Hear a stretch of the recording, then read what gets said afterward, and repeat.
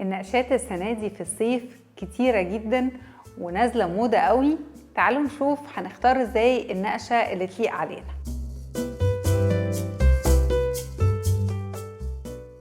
هاي، أنا ندى your person stylist. النقشات السنة دي كتيرة جدا، اللي دخل عليها زيادة عن الورد وعن الكارو كل اللي احنا متعودين عليه الرسومات الهندسية.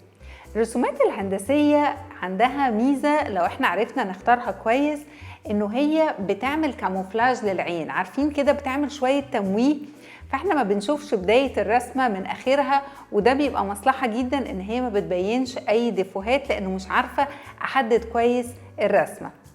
كمان رسمة الكنار، انه يبقى عندي رسمتين في نفس القطعة، رسمة مثلا ورد صغير او بوانتيه صغير او رسمة حاجة صغيرة، ويبقى عندي كنار في اخر الفستان او في اخر الجيب.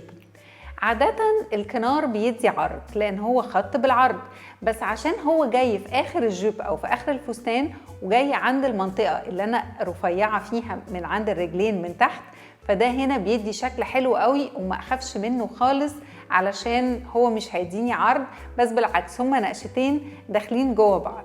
طبعا التايجر عمره ما بيطلع بره الرانواي، دايما عندنا التايجر موجود، هنشوفه كمان بالوان مختلفه، يعني متعودين على التايجر الباش في بني او الابيض في اسود، بس كمان هنشوفه في الرويال بلو، هنشوفه في الفوشيا، هنشوفه في الروز، هنشوفه في الوان كتيره مختلفه. التايجر على حسب هيتخني ولا لا، عشان دايما بنسأل، على حسب انا بختاره الرسمة الصغيرة ولا رسمة كبيرة، وطبعا بختار اللون اللي بيليق على بشرتي ايا كان هي انهي درجة، المهم تكون لايقة على بشرتي.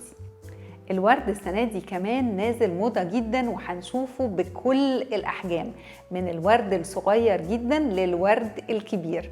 طبعا الورد الكبير حلو، وحلو بيبقى في الفساتين، والفساتين الصيفي والكاجوال بتاعة الصبح أو الفساتين بتاعة البحر حلوة جدا، بس نراعي إن الوردة لما بتكبر كمان بتكبر الجسم شوية، فخلينا دايما نتعامل مع الورد بحرص شوية، نتعامل مع الميديم سايز بتاع الوردة، وما تبقاش الفستان فيه ألوان كتير، لأن كل ما الألوان بتكتر كل ما ده بيديني فوليوم أكتر، فيبقى الفستان مثلا لونين أو 3 كفاية قوي، إنه علشان ما يدينيش وزن زيادة.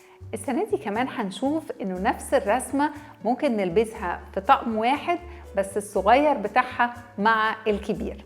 لو أنا جسمي inverted triangle يبقى هختار الرسمة الصغيرة من فوق والرسمة الكبيرة من تحت. لو أنا مثلا جسمي البير شيب يبقى أنا هختار الرسمة الكبيرة من فوق والرسمة الصغيرة في الجيب، لأنه البير شيب احنا عارفين إنه عندنا شوية منطقة جناب ومنطقة هانش، فلازم أصغر الرسمة. هنا مش معناها إن هي ألوان كتير، هي ممكن تكون بس لونين بس متداخلين في بعض، ان احنا عندنا النقشتين مع بعض وبيدوا حقيقي شكل حلو قوي للاوتفيت. البوانتيه اول ما نقط عمره ما بيروح عليه، زي الكارو عمره ما بيروح عليه، بس دايما نختار الحجم بتاع البوانتيه بتاعنا يكون متناسق مع جسمنا.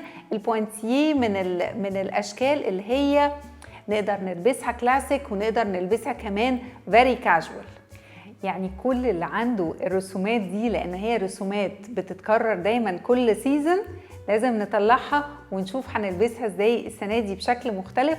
ممكن نزود عليها اكسسوارز، ممكن نحط عليها لون بنطلون او جيب لون مختلف، ما نفكرش دايما ان احنا بنلبس مع اسود، بالعكس الالوان السنه دي نعمل معاها ماتشنج بالوان تانية عشان نعمل اوتفيتس جديده.